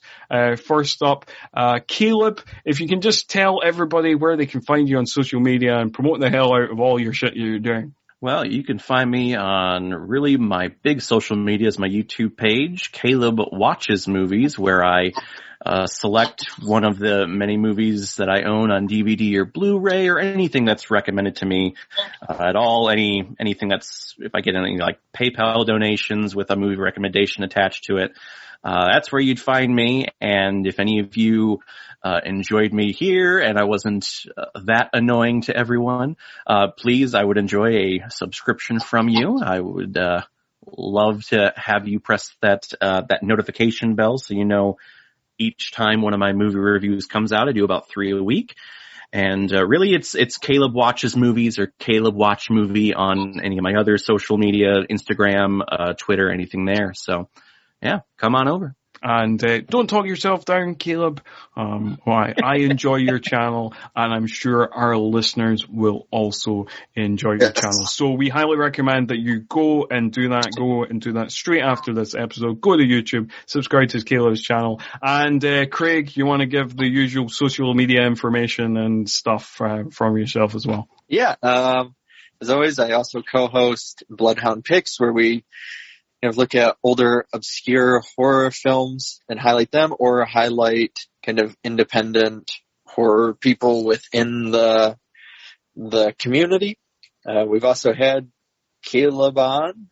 There's an episode, and we've been kind of chatting with you about it for a long time, Scott. But so that is Bloodhound Picks, PIX, or my other Instagram, Twitter. It's just Craig Dram, and DRAHEIM is the best places to find me on there. And if you want to listen to more of me, listener, you can also at New Horror Express, my horror podcast, where I interview a variety of people within the world of indie horror. That comes out every Monday. But that's all for this time. Be sure to join us next time, where we will be looking at John Carpenter's Escape from LA. But until then, see ya.